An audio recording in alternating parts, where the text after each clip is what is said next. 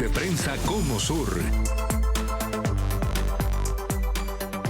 Hola, ¿qué tal? Un gusto saludarlos desde el Centro Internacional de Noticias de NTN 24 en el Cono Sur. Soy Angie Gutiérrez. Bienvenidos. Este 1 de marzo se realiza el cambio de mando en Uruguay. La llegada de Yamandu Orsi genera gran expectativa en este país sudamericano y por supuesto que en la región también. Orsi se convertirá en el presidente número 43 de la República del Uruguay y en el tercer presidente de izquierda de la historia de este país. El líder de la izquierda sucederá al actual presidente Luis Lacalle Pou. Este será nuestro primer tema de análisis en la tarde de hoy. Quiero darle la bienvenida a nuestros invitados. Nos acompaña Daniel Busquet, profesor titular de Ciencia Política de la Universidad de la República en Montevideo. Daniel, un gusto saludarte en esta tarde.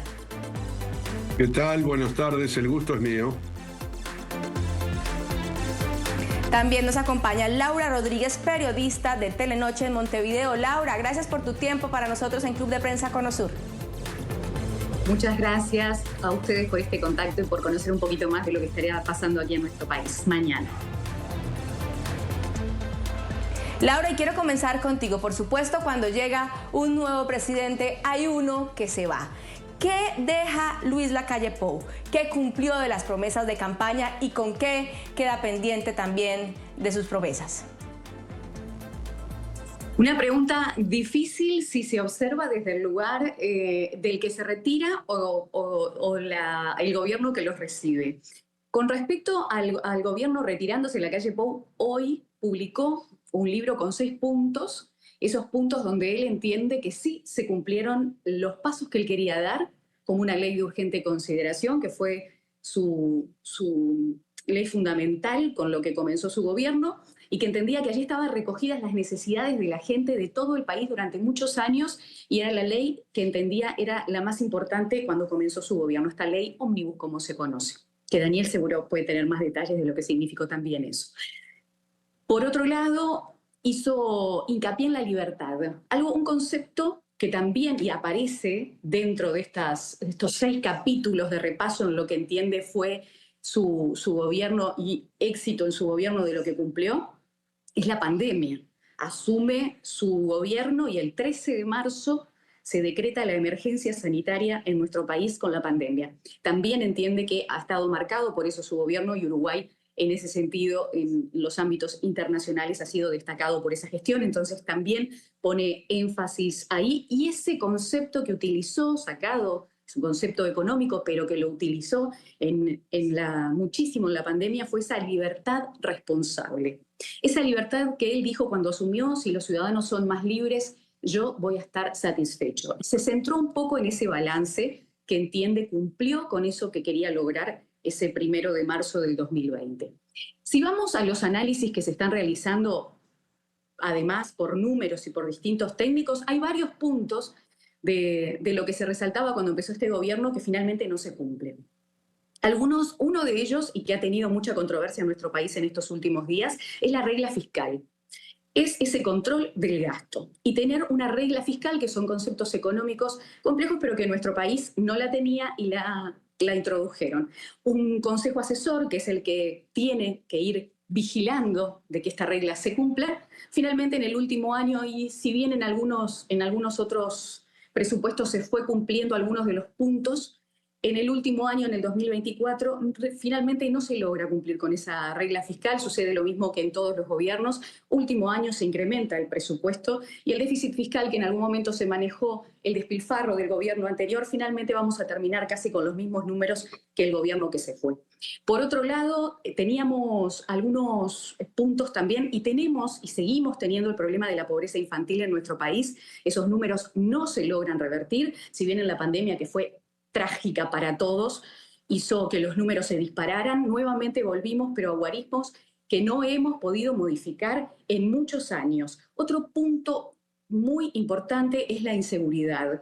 Eso ha sido, si bien tiene características o también en los últimos años se ha querido introducir el concepto del narcotráfico como un gran problema, que está complejizando la violencia con la que estamos viviendo en las calles, en realidad los números en cuanto a los hombres que han sido discutidos por todos lados, de un lugar y de otro, de que sí estamos mejor o no los números con respecto a la seguridad. Pero en las encuestas sigue siendo el primer tema de preocupación de la gente. Otro de los puntos que resalta, y ahí tal vez, si bien con matices, haya un poco más de alineamiento, es la reforma educativa. Si bien es una reforma que se esperaba desde hacía mucho tiempo, si bien la queja es que no se hizo con la participación de los docentes, de los principales, se entienden, fundamentales en esta reforma, desde el gobierno se inició una reforma educativa que sí se entiende de todos los ámbitos que es sumamente necesaria. Si es tal cual, si habrá que modificar alguna cosa, el futuro ministro de Educación no entiende que haya demasiados cambios más allá de darle participación a los docentes y la gobernanza de los mismos en la educación, pero también desde la ANEP, que es nuestro órgano que controla, porque es un órgano descentralizado de la educación, tampoco entiende que se vayan a hacer demasiados cambios por allí. Así que se podría decir que por ahí, si bien no es tal cual se querría, se empezó con algo que es sumamente importante, que es reformar nuestra educación, porque también influye directamente con la pobreza a la hora de subir los guarismos y los niveles que tenemos en la buena educación de los uruguayos. Pasan por ahí algunas cosas que también quedaron por el camino, como el precio de paridad de importación. Nosotros tenemos el precio del combustible más caro de la región. Eso no se ha podido modificar. Se quería cambiar también ese cálculo del precio, algo que finalmente no se logró, porque también hay que entender que es un proceso muy complicado que tiene que ver con muchas partes. Así que terminamos entonces este gobierno de la calle Pou con algunas idas y vueltas en cuanto a cifras y si los números representan eso que también se prometió, los 100.000 puestos de empleo, que el gobierno dijo que iba a lograr 100.000 nuevos puestos de trabajo.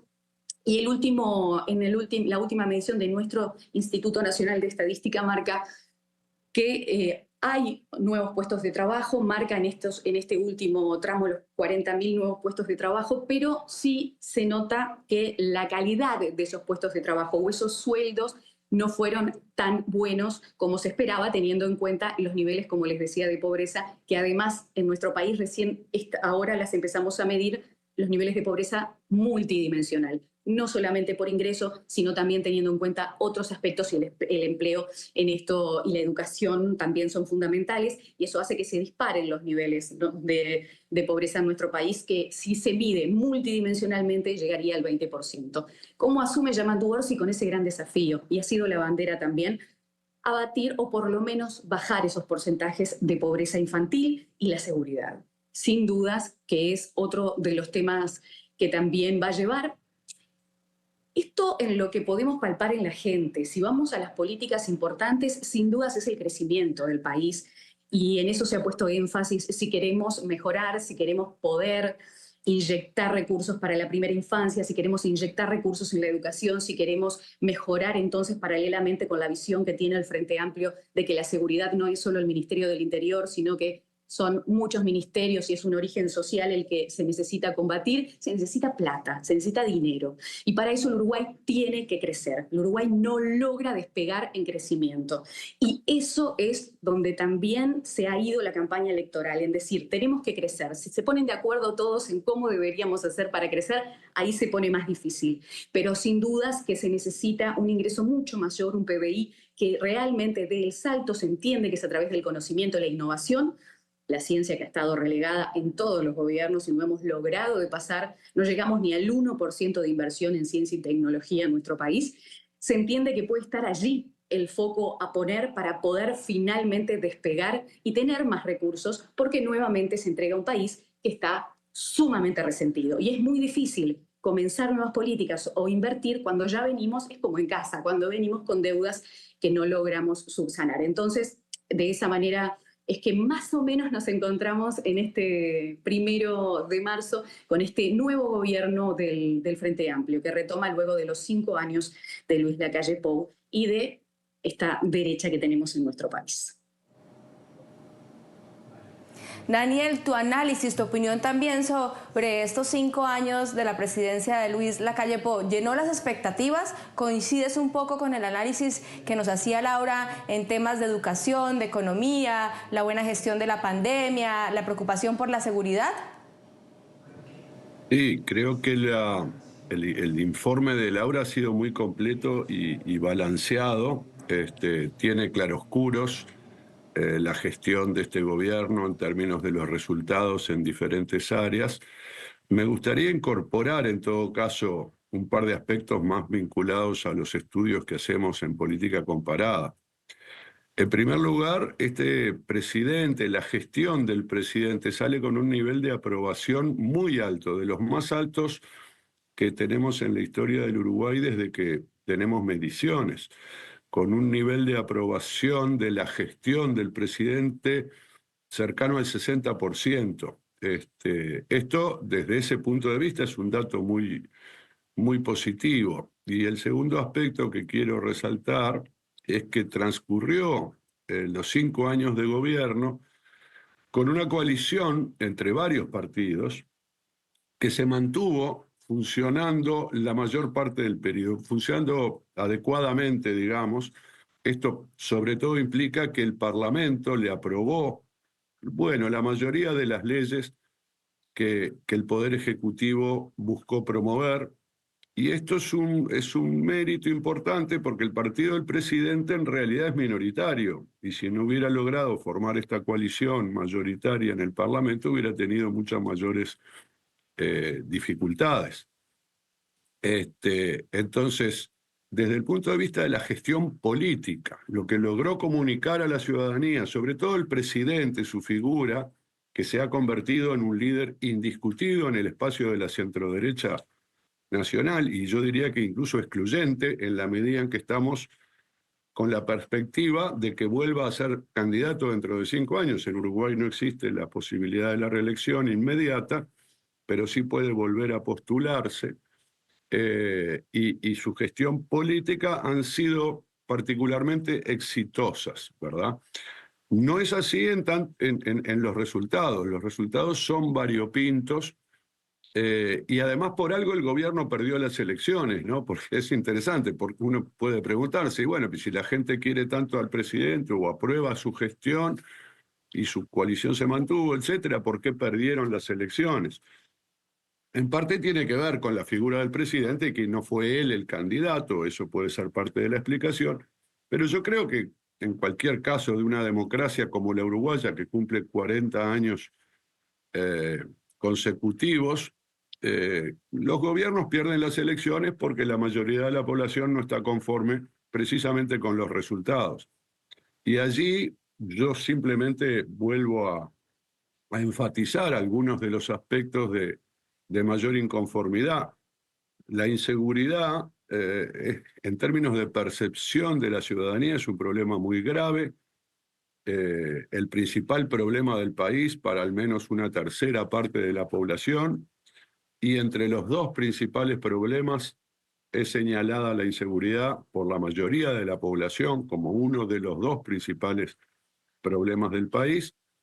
La falta de crecimiento o el escaso, mediocre crecimiento económico, que a su vez redunda en que si bien algunos indicadores como el desempleo, la inflación e incluso los salarios reales tuvieron alguna recuperación o por lo menos empataron con el valor de origen, no han sido ni mucho menos espectaculares, y además se ha producido un deterioro en la distribución del ingreso, es decir, el indicador de desigualdad de Gini sufrió un retroceso durante este periodo. Entonces podemos tener mucha gente descontenta en términos, bueno, socioeconómicos, empleo, salario, etcétera. Tenemos mucha gente preocupada por la inseguridad. Y creo que, yo no estoy seguro ahora si Laura lo mencionó, pero un asunto muy importante, una ley muy importante que aprobó el gobierno saliente, fue el aumento de la edad de jubilación de 60 a 65 años. Si bien esto, bueno, el gobierno lo considera un logro, y en la medida en que el sistema jubilatorio requiere sostenibilidad económica con el tiempo y por lo tanto este aumento de la edad sería necesario, y además esto ocurre en la mayor parte de los países, la ciudadanía no lo recibió con mucho entusiasmo, digamos, y también puede haber sido uno de estos factores que han influido en que finalmente el gobierno, con sus éxitos, haya sido derrotado, y entonces, del mismo modo, tendríamos que pensar dónde están los principales desafíos del gobierno que inicia mañana, ¿no? La seguridad va a ser central, y luego algunas reivindicaciones de orden socioeconómico, salariales, y vinculados también a las jubilaciones, y en términos más generales, mayor igualdad y sobre todo la atención a personas y sectores particularmente vulnerables como la infancia, van a ser algunas de las prioridades. Claro, gracias Daniel por este profundo análisis, y Laura también. Laura, brevemente, ¿quién es Yamandú Orsi y qué se sabe de las personas que lo acompañarán en su periodo de gobierno?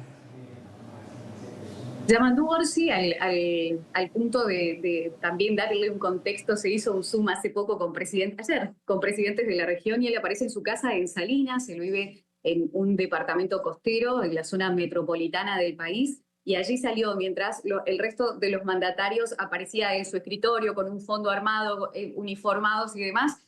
Yamandú Orsi salió con su camisa en el fondo de su casa en Salinas. Tiene también eso que ver un poco con su impronta. Es un profesor que ha llegado impulsado por José Mujica. De alguna manera, el líder del MPP ha puesto allí también mucho de su peso para ir encaminando esta figura, que además tiene una gestión de muchos años en el departamento de Canelones, donde él vive. Es un departamento que tiene, siempre se dice, es un departamento que allí el intendente tiene todo, porque tiene ruralidad, tiene ciudad, es sumamente extenso y con problemáticas bien diferentes, y se puede decir que es un poquito de lo que puede vivirse en el resto del país. Entonces es una intendencia muy importante, la Intendencia Canaria, y él viene de una vasta experiencia al frente de la Intendencia, donde también se va con una aprobación muy alta de su gestión. Asume con un equipo que está, se podría decir, Daniel, que es obviamente en la parte política mucho mejor lo puede expresar, pero se puede decir que está balanceado, lo que tiene que ver con respetar los equilibrios políticos y los cargos políticos que necesariamente tienen que haber en una fuerza política que también es una coalición de izquierda. Hay que entender que cada sector, según su fuerza, va a querer estar representado, más allá que la mayoría es del MPP, de quien surge su presidente, pero también tiene cargos que son técnicos. Tiene, por ejemplo, su ministro de Economía, Gabriel Odone, que sale de la academia para ingresar a la política de la mano nada más y nada menos que del presidente de la República como ministro de Economía. Fue la primera designación que hizo, y eso también puede marcar lo que se viene. Y otra designación que fue importante porque tuvo consenso de todos los partidos políticos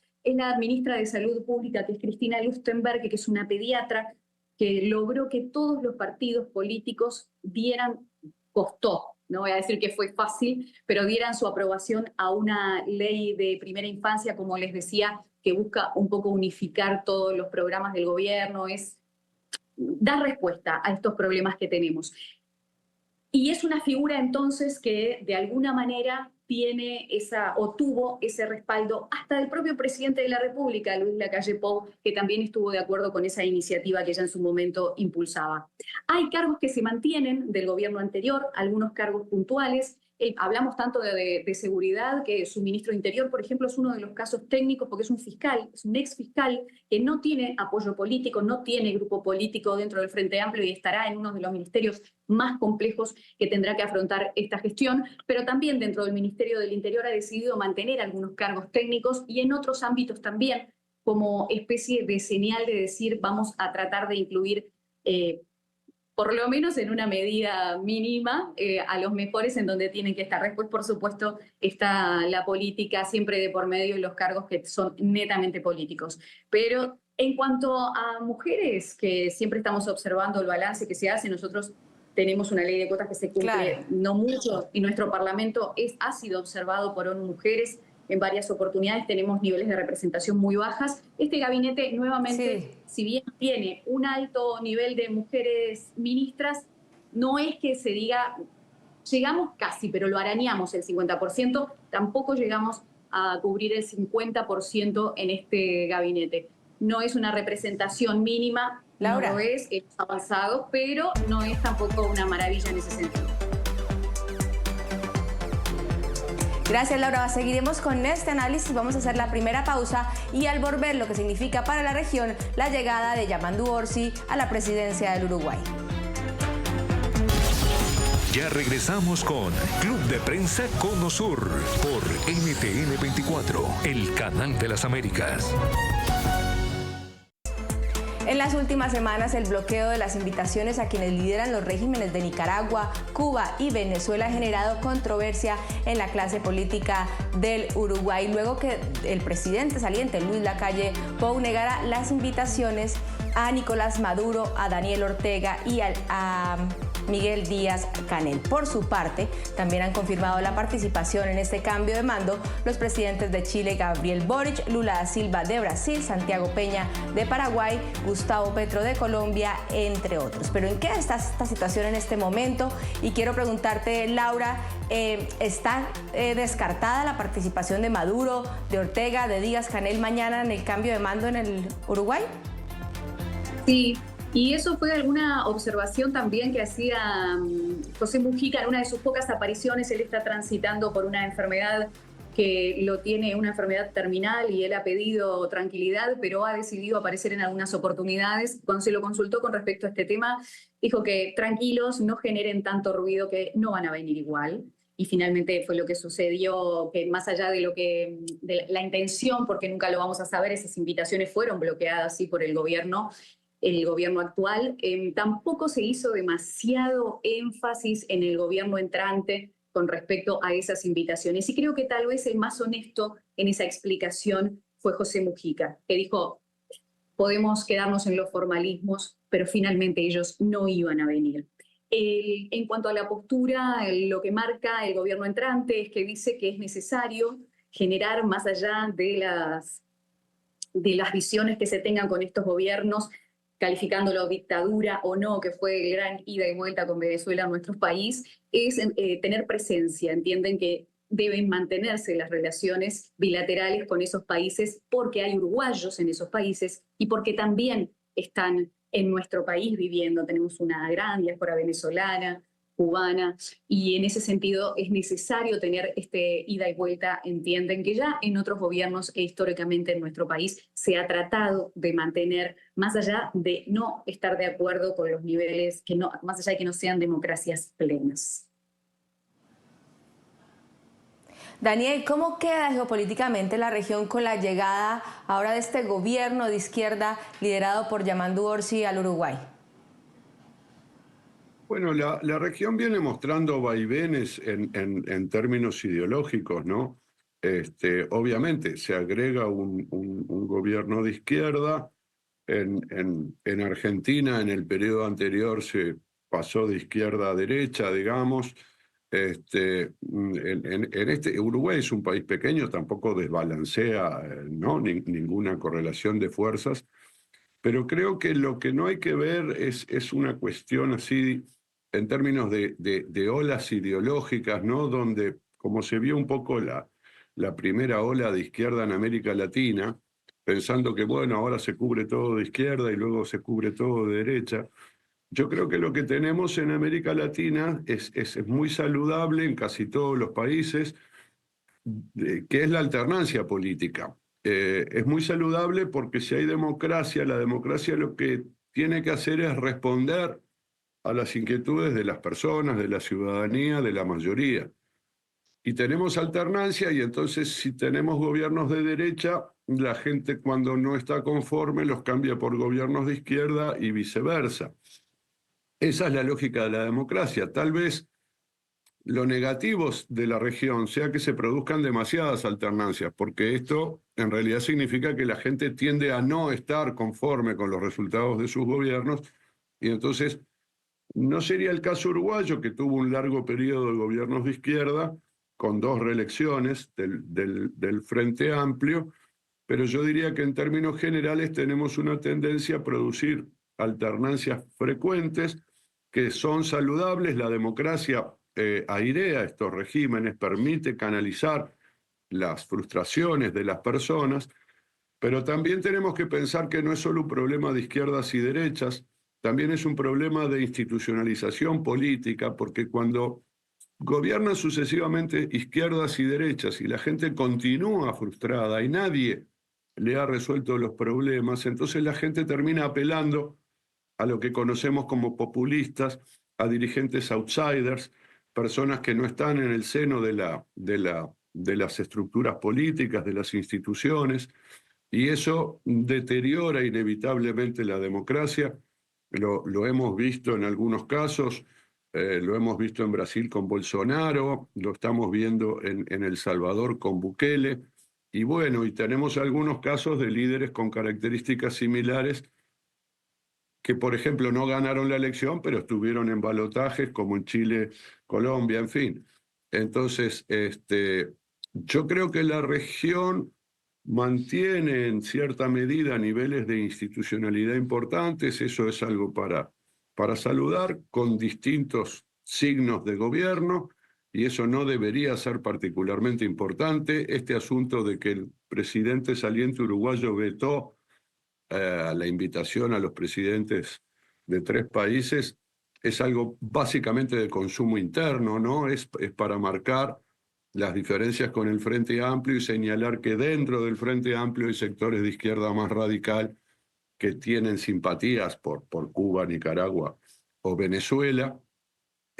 Yo creo que lo que deberíamos procurar o promover dentro de la región son niveles de institucionalidad importantes y esperar en realidad, porque nosotros no estamos en condiciones de promover, niveles de desarrollo mejores que permitan darle más aliento a los gobiernos. Es decir, que la gente se quede satisfecha con algunos gobiernos y los vuelva a elegir un par de veces antes de cambiarlos.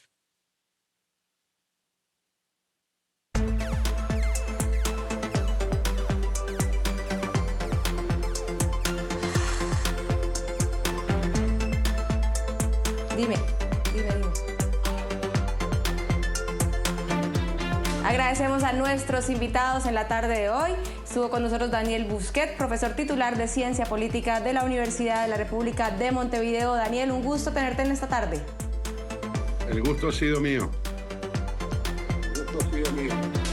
También nos acompañó Laura Rodríguez, periodista de Telenoche en Montevideo. Laura, gracias por tu completo análisis de lo que será este nuevo gobierno en el Uruguay.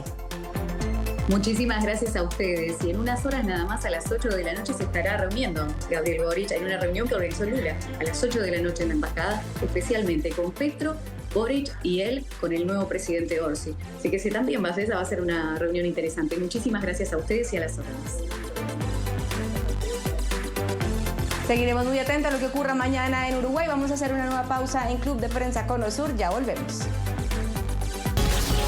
Ya regresamos con Club de Prensa Cono Sur por NTN 24, el canal de las Américas. Y esta semana Chile vivió un masivo apagón histórico. Más del 90% de la población quedó sin el suministro de energía eléctrica por al menos 6 horas. El daño se habría originado al norte del país, en la región de Arica, y habría llegado hasta el sur, en la región de los lagos, en Chile. Una situación bastante compleja que dejó situaciones de riesgo en diferentes puntos del país, pero también en Santiago, la capital. El sistema de transporte público, el metro debió haber cerrado sus estaciones, entre otras situaciones difíciles que generaron grandes interrogantes sobre lo que fue este apagón en casi todo Santiago de Chile y diferentes regiones del país. Pero revisemos qué dijo el presidente Gabriel Boric sobre este masivo apagón. Esto es indignante, porque no es posible que la vida cotidiana de millones de chilenos y chilenas se vea alterada de esta forma por empresas que no hacen bien su trabajo. Y para hablar sobre esta situación nos acompaña esta tarde Michel Delerf, consultor en Emergency Management. Michel, un gusto tenerte en esta tarde y comenzar preguntándote, ¿qué se puso a prueba en Chile con este masivo apagón histórico? Hola Angie, muchas gracias por el contacto. La verdad es que estamos frente a una situación muy compleja porque, como tú dices, aquí hay varias cosas que se han puesto a prueba. Y en ese sentido debemos quizás contextualizar un poco. Aquí prácticamente, y podríamos decirlo en realidad, el apagón fue en todo el país y por lo tanto se genera un impacto muy relevante. Pero también ese impacto no puede ser visto solamente como un corte del uso de electricidad, por mucho que haya durado en realidad, porque la verdad es que esto es muy poco habitual. Primero, en su extensión y segundo, también en términos de su extensión territorial y lo que tiene que ver en su extensión en términos de tiempo. Pero aquí lo que tenemos es en realidad un problema que ya incluso supera la seguridad pública. Cuando tenemos este tipo de afectación a las instalaciones o a los servicios esenciales de un país, debe llamar a una preocupación respecto de la vulnerabilidad en materia de seguridad nacional. Ahora, creo que en este sentido es cierto que los gobiernos muchas veces tratan de encapsular el impacto de esto y se ha hablado de una empresa, pero la verdad es que en paralelo también las autoridades han reconocido que hay una serie de fallas que no corresponden solo a la empresa y que implica, entre otras cosas, otras instituciones que están asociadas también, por ejemplo, al mundo privado o también a institución que se dedica a monitorear. Pero quizás en la nota introductoria, cuando tú presentas al presidente señalando algo, quisiera yo señalar que aquí también, si bien es cierto, las empresas tienen una responsabilidad, y esto quizás un mensaje para todos quienes nos ven a través de NTN 24, es importante señalar que más allá de que una función pública esencial esté siendo administrada por una empresa privada, una función de estas características nunca deja de ser una función pública porque son funciones estratégicas para los países y eso nos convoca entonces a preocuparnos profundamente respecto no solo de la vulnerabilidad, sino que también de la continuidad operacional. Y como tú muy bien señalaste, aquí hubo una serie de impactos, transporte público, también hubo problemas con las telecomunicaciones, hubo un efecto básicamente en cascada, pero además tenemos otro tema muy relevante y que los sistemas fallan. Por lo tanto, también hay un tema respecto de cómo se gestionan las emergencias para poder mitigar y básicamente también dar espacio a que los sistemas se recuperen con el menor impacto hacia las personas. Y cuando viene una crisis de estas características, hay información que es clave, que debe ser simple, de alcance masivo y obviamente entregada de manera oportuna. Esos son, yo te diría, los elementos que hoy día están en la mesa y que son parte de la polémica en Chile. Michel, pero llama la atención que se haya levantado una alerta en el sistema, teniendo en cuenta que Chile es un país que está acostumbrado a las emergencias, con sismos, tsunamis, volcanes. ¿Qué pasa aquí en esta situación puntual? Probablemente nos pasa la cuenta que nos hemos centrado mucho en el origen y causa. Básicamente tenemos eventos de clima extremo, tenemos impactos por terremotos, por maremotos, pero los sistemas de emergencia deben desarrollarse y diseñarse más allá del origen, causa, magnitud o duración de un incidente. Deben centrarse en las personas, deben centrarse en recuperar los sistemas, en mitigar el impacto, pero además, por sobre todo, nunca nos olvidemos, por ejemplo, si aquí estuviésemos frente a un terremoto, reforzar la idea de que los terremotos o los eventos naturales no son desastres naturales, son desastres sociales. Eso significa que incluso en una falla técnica como la que tuvimos ahora y que perfectamente podríamos tener fallas por eventos naturales, la verdad es que lo más importante es que la emergencia se da porque hay seres humanos, porque hay comunidades, porque hay negocios, hay aspectos de orden económico, actividad económica que es clave. Y por eso los sistemas de emergencia deben comprender este fenómeno de no culpar a una falla técnica, no culpar básicamente a la naturaleza u a otros eventos. Cuando viene una emergencia, lo clave es la protección y bienestar de las personas y eso requiere poner en el centro la gestión social de un incidente y ahí un elemento clave es, por ejemplo, las comunicaciones, no solamente el medio a través del cual se transmite un mensaje, sino que también la información necesaria para que las personas de una u otra manera puedan tener respuesta a algo tan simple como saber qué hacer. Michelle, estamos ante escenarios en los servicios de atención crítica que se están automatizando demasiado y no se le está poniendo foco a temas como la ciberseguridad. Absolutamente. De hecho, en Chile, hoy día, la verdad es que en lo personal yo no he escuchado a ninguna autoridad que diga con todas sus letras de que aquí, dentro de todas las fallas que hubo, no hubo alguna falla que tuviese que ver con la ciberseguridad. Pero creo que en nuestra región de América Latina y el Caribe tenemos una situación muy compleja respecto de que la situación propia de nuestros países, el cambio climático y los fenómenos asociados, las catástrofes que estamos viviendo cotidianamente, creo que nos llevan a despreocuparnos de una vulnerabilidad que cada día crece más, que es precisamente la ciberseguridad, que muchas veces lo asociamos simplemente al mensaje que nos llega a un celular, el hackeo del WhatsApp. Pero la verdad es que hoy día esa amenaza es muy alta porque básicamente las funciones esenciales, las funciones críticas de los países está siendo cada vez más automatizada. Y por lo tanto hoy día creo que un desafío importante, si hablamos de anticipación y con ello incluye prepararse anticipadamente, es fortalecer nuestros sistemas de emergencia con una mirada integral. Es decir, ¿cómo nos pueden fallar? ¿Cuáles son las vías en las cuales nos puede fallar?